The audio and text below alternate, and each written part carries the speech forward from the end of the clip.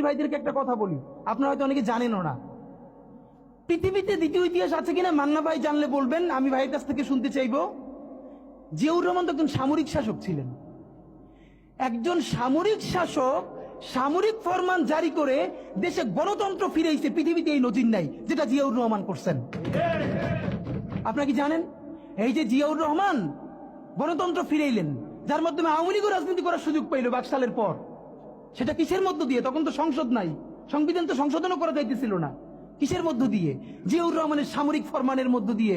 পৃথিবীর একমাত্র একজন সামরিক শাসক যিনি ফিল করলেন না সামরিক পন্থা দিয়ে করা যাবে না, গণতন্ত্রে ফিরতে হবে। এবং দেখেন হাসিনারে এবং আওয়ামী লীগের চরিত্রটাই হলো এইরকম, এর যে একটু ভালোবাসে তারে সে হত্যা করে।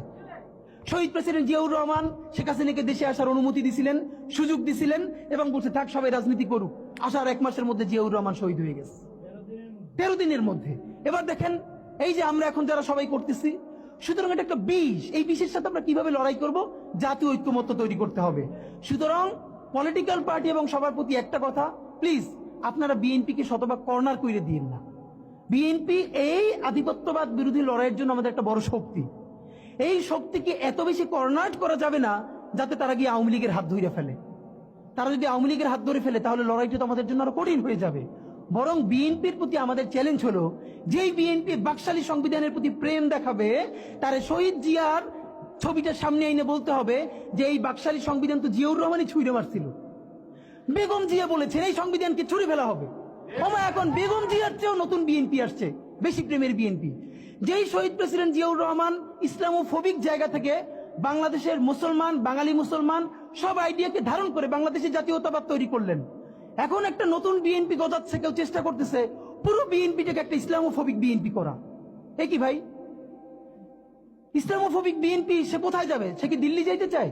আমাকে আমাদের বিএনপির এক আপা টকশোতে বললো, আমসি তিনি লজ্জায় মরে যান, একটা মেয়ে কিভাবে এরকম একজনের বাসার সামনে বকাঝকা করতে পারে। তার মেয়ের সামনে তিনি এখনো যদি ধমক দেন মেয়ে কান্না করে ফেলবে, আর তার মেয়ের বয়সী মেয়েরা রাস্তায় এসে তারপর এরকম গালিগালাজ করতেছে একজন বয়োবৃদ্ধ মানুষকে। মানে মনে চায় কি, মাঝে মধ্যে মনে চায় আপনি কিছু বলবেন না, চক্ষু বন্ধ করে থাকবেন। মানে আমি উঠে বলবো করে যে আপনার এই মেয়ে ঠিকই তো আছে, ও তো জুলাইতে রাস্তায় নামে নাই। যেই মেয়ে গালিগালাজ করে ও তো জুলাইতে নামে ওর ঘর সংসার হারানোর পালা হয়েছে। একটা মেয়ের স্টেটমেন্ট দেখছেন, একটা মেয়ে বলতেছে যে আমি তো ইন্টার ফেল, টাইনে টুইনে পাস করছি, আমি কোটা মোটা দিয়ে কি করব? কি ভীষণ সত্য উচ্চারণ, বলতেছে এই কোটা দিয়ে আমি কি করব? আমি তো টাইনে টুইনে ইন্টার পাস করছি, আমি ফেল করছি, আমার কয়দিন পর বিয়ে হয়ে যাবে। কিন্তু আমার ভাইয়ের রক্ত দেখে আমি থামতে পারি না, আমি রাজপথে নামে আসছি। তা আপনারা রাজনীতিবিদরা যারা এই কথা বলেন না, আপনাদের বাচ্চারা ও লেভেল এ লেভেল পড়ে, এরপরে বিদেশ চলে যায়। যে কয়দিন ক্ষমতায় থাকেন দেশে এসে ঘুরে ফিরে আবারও বিদেশ চলে যায়। তা আপনার বাচ্চা তো বাংলাদেশে থাকেও না, বাংলাদেশে পড়ার। এবং দেখেন ছাত্র রাজনীতির পক্ষে তারা মরে যায়। একটা বাংলাদেশের পারলে আপনারা বলেন প্রধান সারির কোন রাজনৈতিক দলের কোন নেতার সন্তানেরা তার দলের ছাত্র রাজনীতি করে? একজন বলেন যে প্রত্যেকটা রাজনৈতিক দলের প্রথম 5-10 জন নেতার নাম বলেন। আমরা বলেছি ছাত্র রাজনীতি থাকতে হবে, লেজুরবাদী ছাত্র রাজনীতি না, ক্যাম্পাসে ছাত্র সংসদ হবে। কিন্তু খুব যুক্তি দেওয়ার চেষ্টা করেন। তখন যখন বললাম যে আপনার সন্তান কি ছাত্র রাজনীতি করে? যদি বিএনপি হন আপনার ছেলে কি ছাত্রদল করে? যদি জামাত হন আপনার ছেলে কি ছাত্র শিবির করে? কোনোভাবে ইন্টার পাস পর্যন্ত করে, তারপর তো বিদেশ পাঠাই দেন। আপনার নিজের ছেলেরে এত ভালোবাসেন, মেয়েরে ভালোবাসেন, বিদেশ পাঠাই নিরাপদ রাখেন, আর এইখানে অন্যের সন্তানরা এসে জীবন যুদ্ধ করাইতেছেন যে খুব দেশ উদ্ধার করতেছেন। এইসব ভণ্ডামির একটা পর্যায়ে থাকে, এগুলো বন্ধ করতে হবে। এখন যেটা ব্যাপার, আপনারা এই যে ইসের ব্যাপারে দেখেন, গত 1 বছরের ব্যাপারে আপনাদেরকে বিনীত আকারে বলি, মিডিয়ার ভাইরা যেটা করছেন না, গত 1 বছরে বাংলাদেশে তো গৃহযুদ্ধ হওয়ার কথা ছিল, 1000 বার বলেছি। আওয়ামী লীগ নিজে বলেছে তার পতন হলে 5 লক্ষ মানুষ মারা যাবে। এটা সে কেন বলেছে? এটা শুধু এই কারণে বলে নাই আওয়ামী লীগকে ভয় দেখানোর জন্য না, সে জানে অনেস্টলি সে কত মানুষকে গুম করেছে, খুন করেছে, হত্যা করেছে।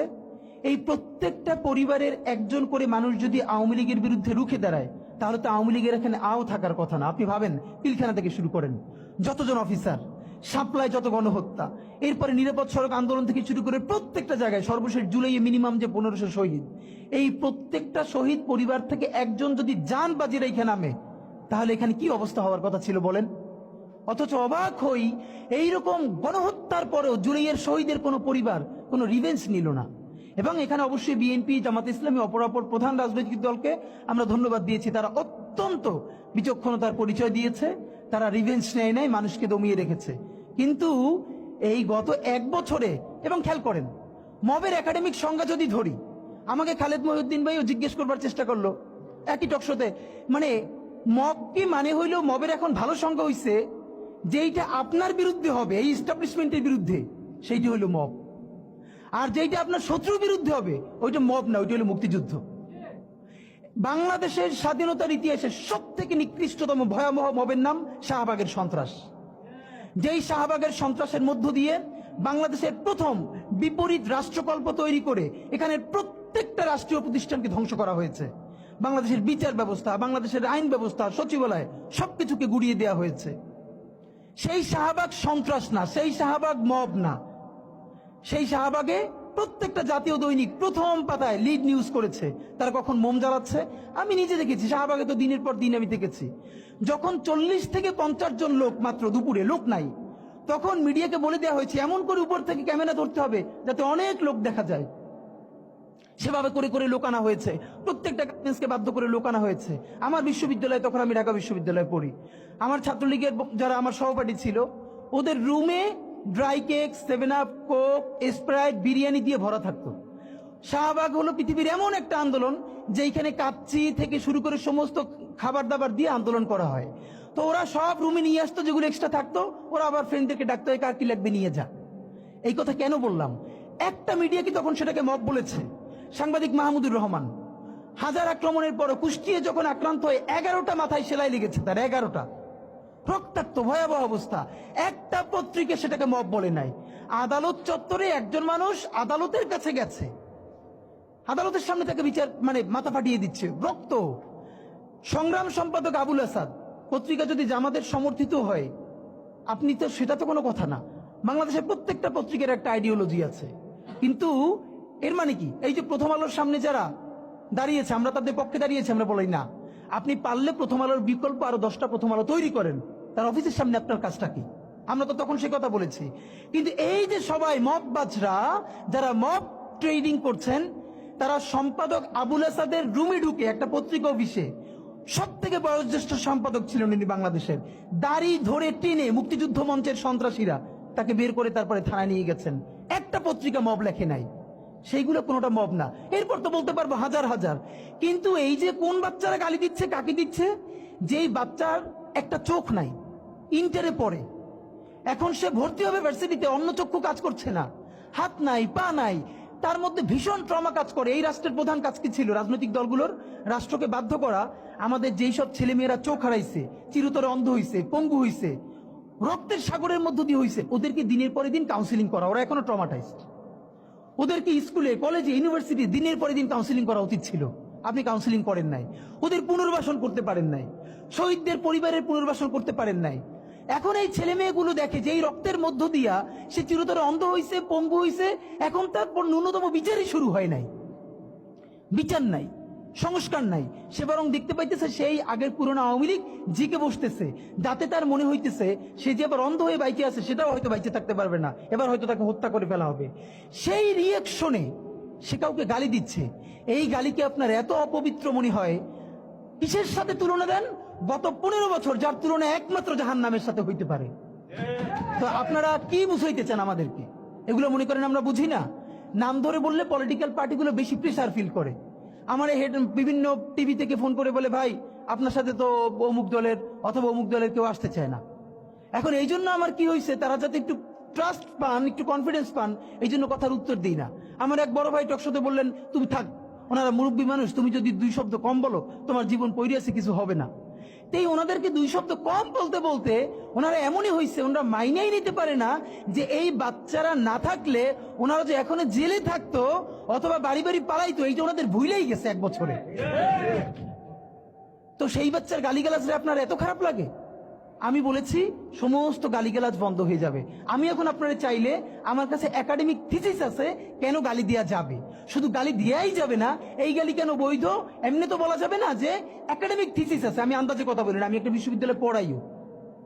তো এইটা আমি বলতে চাই না, তখন আবার বলবেন যে গালিকে প্রমোট করে। কিন্তু হ্যাঁ, আপনার চোখের সামনে শহীদ রিয়াগোপ এর বুলেটটা ভিতর থেকে ঢুকে এরপরে পিছনের ওয়ালে গিয়ে লিখেছে, সে ওয়াল 2 ইঞ্চি ছিদ্র হয়ে গেছে। এই রাষ্ট্রের এমন কোন লিথাল ওয়েপন আর্মির কাছে, পুলিশের কাছে, বিজেপির কাছে ছিল না যেইটা সাধারণ নাগরিকের উপরে এই হাসিনা ব্যবহার করে নাই। আপনার বুকের মানিক আপনার সামনে বসে কলিজে ছিঁড়ে ওয়াল ছিদ্র হয়ে গেছে, তখন আপনি রবীন্দ্রসঙ্গীত গাইবেন? আপনি কি করবেন তখন? এখন মুশকিল হলো, এই গালি নিয়ে যারা কথা বলে তার কোনো সন্তান শহীদ হয় নাই, তার বাবা মাও শহীদ হয় নাই, কেউ অন্ধ হয় নাই, পঙ্গু হয় নাই, তাই গালি এত বিষ লাগে, আর আওয়ামী লীগ তার মধুর মতো লাগে। তো এখন আমি সর্বশেষ যে কথাটা বলতে চাই, আপনারা একটা মিডিয়ার ভাইয়েরা কাইন্ডলি চেষ্টা করে দেখেন, এই যে গৃহযুদ্ধটা হওয়ার কথা ছিল হইল না, তো অশান্তি তো কিছু থাকবেই, আমরা তো রাষ্ট্র গঠন করব, এরপরও তো তুলনামূলক অনেক কম হচ্ছে। কেউ একটা মিডিয়া কেন বলতেছে না 1971-এর মহান মুক্তিযুদ্ধের পর 72 থেকে 75 বাংলাদেশে যেই পরিমাণ মব সন্ত্রাস হয়েছে, যেই পরিমাণ কেওয়াস হয়েছে, ইতিহাসে তা আর হয় নাই। তার সাথে জড়িত ছিল কারা? এই যে মুজিব বাহিনীর গুন্ডারা। আমার বাবা আমার মা বলেছে মুক্তিযুদ্ধের পরে যে অস্ত্রগুলো জমা দেয়া হয় নাই, সেই জমা না দেয়া অস্ত্র থেকে প্রত্যেকটা বাড়িতে বাড়িতে ছিনতাই, রাহাজানি। আমার মায়ের আজকে এই কথাটা বলে, আমার মা বলতেছেন আমার নানা একজন সম্ভ্রান্ত আলেম, তিনি যেখানে থাকতেন মুক্তি বাহিনী এবং পাকিস্তান বাহিনী কেউই তাকে কখনো আক্রমণ করেন নাই তার সম্মানে। আমার মা খালার বাসায় ছিলেন, তাকে পুরো এলাকাবাসী টিকে রেখেছে।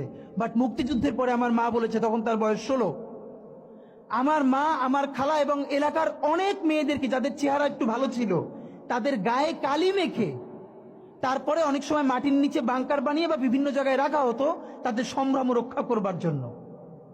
এই মুজিব বাহিনীর গুন্ডারা সেগুলো করেছে না? এমন কোন চিন্তা নেই। ব্যারিস্টার ফুয়াদ ভাই সেদিনকে বলেছেন, তার বাবা সে অসংখ্য সালিশ করেছে তাদের এলাকায়, যে এই গুন্ডাগুলো মুক্তিযুদ্ধের পর বিভিন্ন জায়গায় ছিনতাই করতো, তারপরে এলাকাবাসী আইনে গাছের সাথে বাইধে রাখতো, এরপর এলাকার মুরব্বীরা আবার সব উদ্ধার কইরা মানুষের কাছে কাছে দিয়ে আসতো। হওয়ারই কথা ছিল একটা নতুন রাষ্ট্র, আইন শৃঙ্খলা বাহিনী প্রতিষ্ঠিত হয় নাই, প্রচন্ড কেওয়াজ হবে, তারপরে নতুন রাষ্ট্র গঠন করতে হবে, আইন শৃঙ্খলা বাহিনী ঠিক করতে হবে, স্বাভাবিক তো। তাহলে মুক্তিযুদ্ধের পরের কেওয়াজ যদি আপনার কাছে মব না হয়, তাহলে এরকম তুমুল গণহত্যার পরে যখন গৃহযুদ্ধ হয়ে যাওয়ার কথা সেইটা হয় নাই, বরং এখনো এখানে এস আলম হাজার হাজার কোটি টাকা নতুন করে হাসিনার সাথে মিটিং করেছে, ইলেকশনের আগে বড় বড় ফিগারকে এখানে অ্যাসাসিনেশন করা হবে, গুপ্ত হত্যা করা হবে। পুরো এখানে ভারতীয় আধিপত্যবাদ এখানে সব থেকে বেশি অ্যাক্টিভ আছে। এখানে আওয়ামী লীগের হাজার হাজার কোটি টাকা, তার সচিবরা, তার পুলিশরা, তার পান্ডারা সব রয়ে গেছে। আর্মির মধ্যে একটা বড় অংশ রয়ে গেছে, কোনো সংস্কার করা হয় নাই, তারা বারবার স্যাবোটেজ করবার চেষ্টা করছে, এই রাষ্ট্রকে এই সরকারকে ফেল করানোর চেষ্টা করছে। তো আপনি মুক্তিযুদ্ধের পরে যে 3-4 বছর এইরকম রাহাজানি হয়েছে, সেটাকে যদি অটকুন দিতে পারেন যে নতুন রাষ্ট্র গঠনের আগে এই ঝামেলাটা হয়, তাহলে এই যে নতুন বাংলাদেশের স্বপ্নের মধ্যে এইগুলোকে আপনি বড় করে মপ করে ফ্রেমিং করেন, আপনি এই জবান যে আপনার না, এই জবান যে দিল্লির জবান, ভারতীয় আধিপত্যবাদের জবান, সেইটা বুঝতে আমাদের পিএইচডি করা লাগে না। সুতরাং জুলাই সনদের সাথে নির্বাচনের ক্ষেত্রে শুধু আমাদের 2 মিনিট কথা। নির্বাচন হতে হবে। আমি একটু ভদ্রতার সাথে এবং শ্রদ্ধার সাথে বিনয় আমি জানাচ্ছি যে ভাইরা যেটা বলেছেন সকল দল মিলে আগামী 20 বছর নির্বাচন না হোক, না, এটা আমরা চাই না। আমরা নির্বাচন চাই। মানুষ গত 16 বছরে ভোট দিতে পারে নাই। মানুষ আনন্দ নিয়া শীতের সকালে বাচ্চা কাচ্চাকে কুয়াশার মধ্যে লাইন দিয়ে দাঁড়াই থাকবে, ভোট দিবে। আমরা সেই বাংলাদেশ দেখতে চাই। আমরা নির্বাচন চাই, নির্বাচন হতেই হবে। এই নির্বাচনকে বানচাল করবার জন্য দিল্লি থেকে শুরু করে আওয়ামী লীগ হাজার হাজার কোটি টাকা নতুন করে এখানে বিনিয়োগ করছে। নির্বাচন লাগবে। তবে আমাদের প্রশ্ন হলো সেই নির্বাচনের ম্যান্ডেট হবে কি? এখানেই আমাদের কথা। কোন ধরনের আপোষ ছাড়াই নতুন নির্বাচন হইতে হবে জুলাই সনদের ভিত্তিতে, এইটাই আমাদের কথা। জুলাই সনদের ভিত্তিতেই নির্বাচন হতে হবে এবং জুলাই সনদের বৈধতা নির্বাচনের আগেই দিয়ে সেইটার ভিত্তিতে নতুন নির্বাচন হবে, যেই নির্বাচনের ম্যান্ডেট থাকবে নতুন সংসদে নতুন বাংলাদেশের জন্য আমাদের রাজনৈতিক দলগুলো মিলে নতুন সংসদের নতুন সংবিধান উপহার দিবে। যেই সংবিধান 72-এর বাকশালী সংবিধান, ফ্যাসিবাদী সংবিধান, যেই সংবিধানের কোনো ম্যান্ডেট ছিল না বাংলাদেশ রাষ্ট্রের সংবিধান করবার, কারণ তারা পাকিস্তান রাষ্ট্রের মধ্যে শপথ নিয়ে পাকিস্তান রাষ্ট্রের জন্য সংবিধান প্রণয়নের কথা বলেছিলেন, কিন্তু বাংলাদেশ রাষ্ট্রের কোনো ম্যান্ডেট তাদের কাছে ছিল না। তারপরে তারা সংবিধান রচনা করেছেন, এরপরেও তারা একটা সেই সংবিধানকে লেজিটিমেট করবার জন্য একটা গণভোট দেন নাই। এরপরে যারা 73-এর একটা ভোট চুরির নির্বাচন দিয়েছে, সেই 73-এর নির্বাচনের ভোটের ইশতেহারের মধ্যেও তারা এই সংবিধানকে তারা লেজিটিমেসি দেন নাই, ইশতেহারে রাখেন নাই। সেই সংবিধানকে যুগের পরে যুগ আমরা বয়ে বেড়াবো, সেই দায়বদ্ধতা তো আমাদের নাই। এবং সেই সংবিধান কেমন ফ্যাসিস্ট সংবিধান করা হয়েছে, যেইটার সাংবিধানিক ভিত্তি দিয়েই আপনি একটা কথা বলতে পারবেন, এই যে সবাই বলে আইনের কথা, বলেন তো পারলে একটা কথা, হাসিনা কোনটা বেআইনি কাজ করছে? না, হাসিনা একটাও বেআইনি কাজ করে নাই। সে সমস্ত হত্যা, গুম, খুন এই সংবিধানের আইনের ভিত্তিতেই করছে। সে এই সংবিধানকে ডাস্টবিন বানিয়ে তত্ত্বাবধায়ক সরকার বাতিল করেছে, যা ইচ্ছে করে তাই করেছে। এবার তো সে তো বেআইনি কিছু করে নাই, কথা তো সত্য। আমার বিএনপির ভাইদের প্রতি শুধু একটা আফসোস লাগে, কারো কারো দেখি 72-এর সংবিধানের প্রতি তাদের কি গভীর প্রেম, যেই সংবিধানের মধ্য দিয়ে বাকশাল এসেছে, যেই সংবিধান গণতন্ত্র হত্যা করেছে। আজকে বিএনপির